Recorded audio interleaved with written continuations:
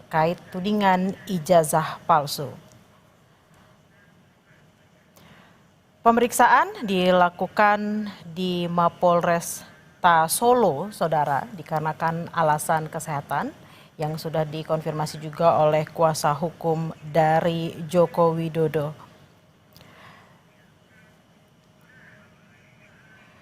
Jokowi diperiksa sebagai saksi pelapor atas laporannya di Polda Metro Jaya, di mana kasusnya, Saudara, saat ini sudah naik ke tahap penyidikan.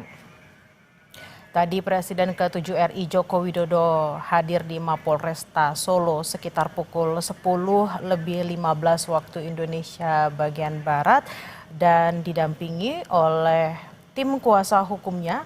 Ada Yakub Hasibuan, ada Rifai Kusuma Negara, dan juga ada Firmanto Laksana. Sebelumnya, Saudara, pada hari Senin di Mapolresta Solo juga sudah diperiksa sejumlah saksi terkait dengan kasus ini. Dan menurut pihak kuasa hukum, Jokowi dengan senang hati menyambut pemeriksaan hari ini di Mapolresta Solo. Alasan kesehatan menjadi alasan kenapa Jokowi diperiksa di Mapolresta Solo, karena seharusnya pemanggilan dilakukan pada minggu lalu di Polda Metro Jaya. Jadi kita lihat tadi Bapak memasuki bersama dengan tim, kami juga mendampingi, dan dalam hal ini Bapak juga membawa dokumen-dokumen termasuk ijazah asli Bapak yang nanti akan diserahkan, akan disampaikan kepada penyidik, dan tergantung penyidik nanti apakah akan menggunakan dan atau melakukan penyitaan. Jadi tentu Bapak secara konsisten terus akan mengikuti proses hukum dan akan menghargai semua proses yang terjadi. Dan hari ini dapat kita lihat penjadwalan Bapak untuk diminta keterangan dilakukan di Polres Solo. Saya rasa demikian. Ada pertanyaan? Kalau untuk ke depan pemeriksaan selanjutnya apakah akan minta di Solo juga? Nah, kalau berikutnya ada pemeriksaan lebih lanjut, maka sesuai dengan situasi nanti. Kalau memang dipanggil di Jakarta, kita akan ke Jakarta. Dan kalau memang ada hal-hal lain, mungkin kita akan lakukan nanti sesuai dengan kebutuhan nanti. Jadi tadi antara lain dokumen-dokumen ijazah dari mulai SD, SMP, SMA, dan S1 Fakultas Kehutanan Universitas Gadjah Mada. Demikian. Berarti sudah bersiap nanti misal untuk dokumen itu disita sementara? Bisa. Tentu. Bapak secara konsisten dari awal sudah berkomitmen dan terus menyampaikan bahwa jika memang ijazah tersebut digunakan untuk penegakan hukum oleh penegak-penegak hukum termasuk di kepolisian dan nanti mungkin akan juga digunakan di pengadilan, akan diserahkan dan tentu mekanismenya sesuai dengan yang aturan yang ada. Laporan Pak, nama siapa yang Kita akan sapa Suparji Ahmad, Guru Besar Ilmu Hukum Universitas Al-Azhar Indonesia. Selamat siang Pak Suparji, dengan Bella di studio. Siang Mbak Bella. Pak, akhirnya Jokowi hadir sebagai saksi untuk kasus tudingan ijazah palsu. Bagaimana Anda melihat kasus ini? Apakah ini ada bukti keseriusan Pak Jokowi dengan datang ke Mapolresta Solo hari ini untuk diperiksa? Ya, itu menjadi bukti bahwa yang beliau lakukan kan sebagai pelapor kan gitu. Dan pada proses penyelidikan telah hadir untuk memberikan klarifikasi. Dan sekarang pada tahap penyidikan memberikan kesaksian. Dalam rangka apa? Dalam rangka mengumpulkan alat bukti, menemukan alat bukti untuk membuat terang benderang perkara dan menentukan siapa tersangkanya. Ini tahapan yang sangat penting gitu ya, karena tahapan ini ada berbagai upaya paksa, bisa penggeledahan, bisa penyitaan, bisa penetapan tersangka. Jadi tentunya ini adalah sebuah proses hukum yang telah berjalan sesuai dengan hukum acara yang berlaku. Kehadiran Pak Jokowi sebagai pelapor di Polresta Solo dengan alasan kesehatan tidak di Polda Metro Jaya, ini tentunya akan mengundang polemik gitu loh. bahwa kenapa di Solo, meskipun itu adalah menjadi satu kesatuan Kepolisian Republik Indonesia, bahwa pemeriksaan bisa dilakukan di Polres-Polres setempat. Yang terpenting adalah bagaimana bisa memberikan kesaksian. Tetapi mengingat bahwa ini menjadi perhatian publik, tentunya ada pihak-pihak yang akan mempertanyakan, ya, kalau kemudian alasannya kesehatan, kenapa kemudian bisa hadir di forum kongres, dan juga kemudian apakah ada surat keterangan dokter yang menunjukkan alasan kesehatan sehingga tidak di Jakarta gitu kan, dan khawatir akan muncul berbagai polemik yang menganggap proses ini tidak transparan gitu loh. Itu yang harus diantisipasi oleh penyidik dalam hal ini, mengapa dilakukan di Polresta Solo. Setidak-tidaknya akan muncul berbagai pertanyaan tentang alasan kesehatan, mana buktinya, tentang bahwa akan ada penunjukan alat bukti, barang bukti, misalnya berupa ijazah asli, mana buktinya?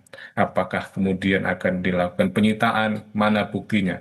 Karena semua tahapan yang dilakukan adalah sebuah bagian rekonstruksi fakta dalam rangka menemukan alat bukti yang didukung dengan barang bukti. Tetapi kalau kembali pada pertanyaan di awal, Mbak Bila tadi, apakah ini menunjukkan sebuah keseriusan? Ya tentunya ini adalah bagian yang dilakukan, mengingat bahwa yang bersangkutan sebagai pelapor dan kemudian pada waktu itu ada narasi sebagai pihak yang dicemarkan telah dihina sehina-hinanya, maka ini adalah tahap penentuan siapa yang harus bertanggung jawab.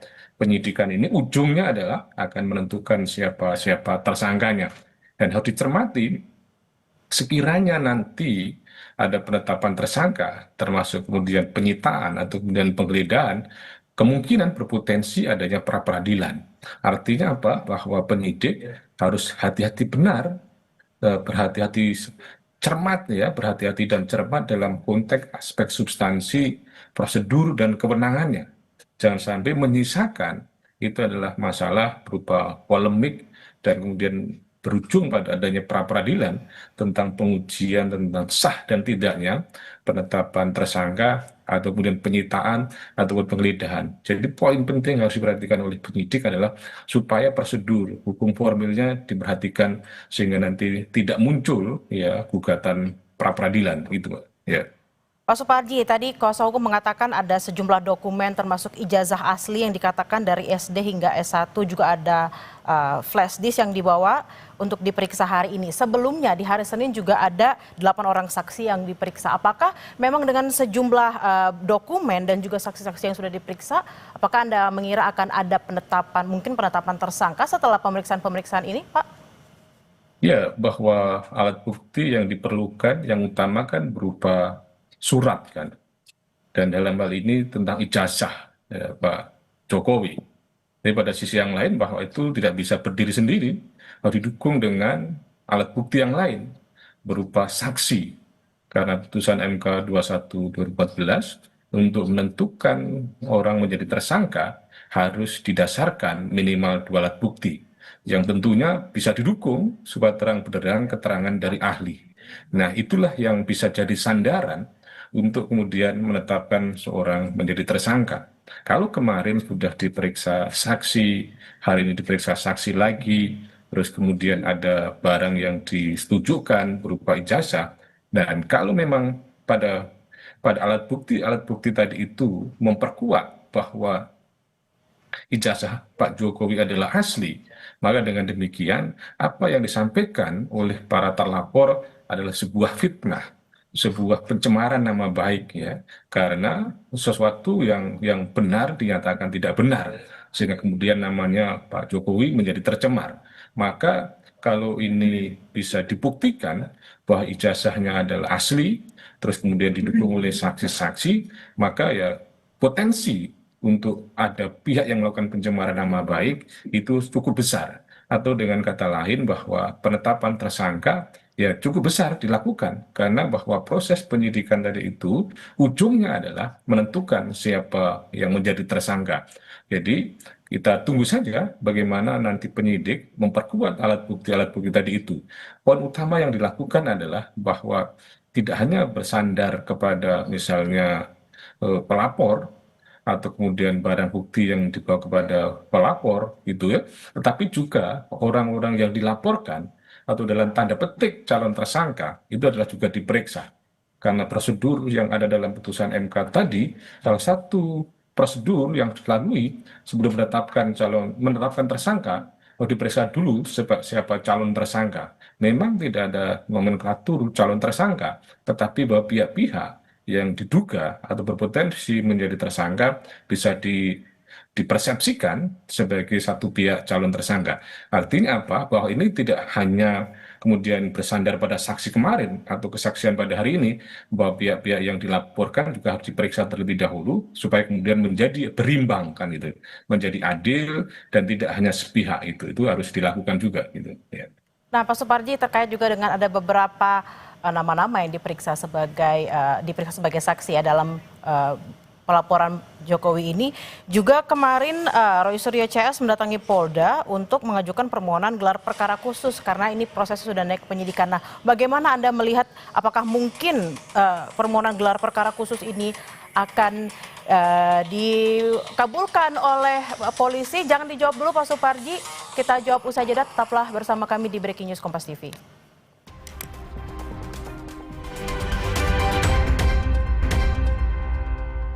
Pak Suparji, menyambung pertanyaan tadi sebelum jeda. Roy Suryo CS tuh kemarin mengajukan permohonan gelar perkara khusus. Lalu bagaimana Anda melihat permohonan bergelar perkara khusus ini? Apakah akan dikabulkan dan pengaruhnya kepada pemeriksaan ini apa? Ya, saya kira bahwa menjadi hak ya Roy Suryo CS untuk mengajukan permohonan gelar perkara. Dan kemudian soal dikabulkan atau tidak menjadi hak dari penyidik kan gitu. Dan supaya ya tidak menimbulkan polemik ya, tidak menimbulkan ketidakpercayaan, maka lebih baik gitu dikabulkan gelar perkara. Karena mengingat gelar perkara ini sebagai suatu bentuk evaluasi dan sekaligus proyeksi penanganan perkara ya, supaya menjamin transparansi, akuntabilitas, dan kredibilitas proses penanganan hukum.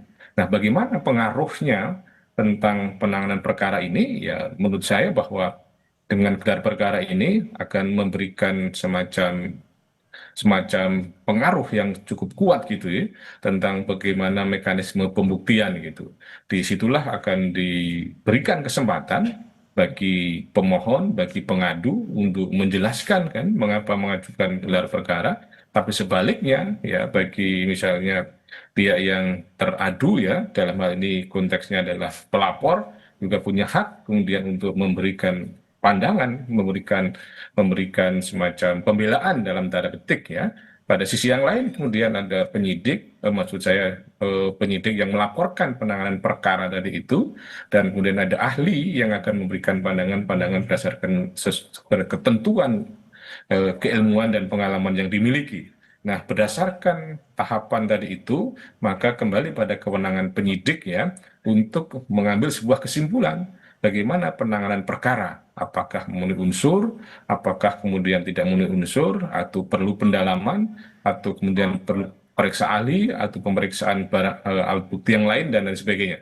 Jadi, gelar perkara itu memang satu mekanisme yang diatur dalam peraturan Kapolri sebagai implementasi dari KUHP dalam rangka mengevaluasi sebuah penanganan perkara. Kalau kita refleksi dari penanganan perkara yang ada di Bareskrim, ada gelar perkara khusus yang kemudian dilakukan oleh Wasidik dan kesimpulannya juga tidak berubah pada tahap sebelumnya, maka ini juga menjadi tantangan yang menarik bagaimana ada konsistensi ya antara perkara di Bareskrim dengan perkara di Polda Metro Jaya.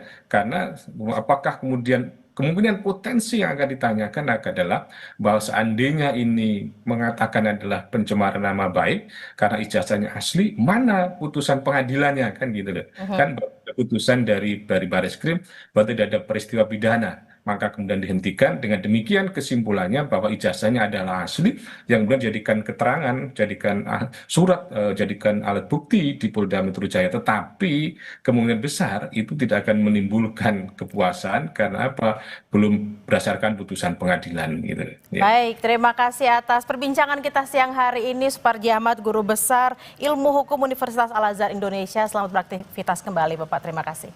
Terima kasih. Dan saudara, hari ini Rabu 23 Juli 2025, Presiden ke-7 RI Joko Widodo diperiksa sebagai saksi pelapor atas laporannya di Polda Metro Jaya. Namun Jokowi diperiksa di Mapolresta Solo karena alasan kesehatan saudara. Demikian breaking news Kompas TV. Informasi lebih lanjutnya akan kami hadirkan di program Kompas Siang. Saya Tili Rea Bella pamit undur diri. Sampai jumpa.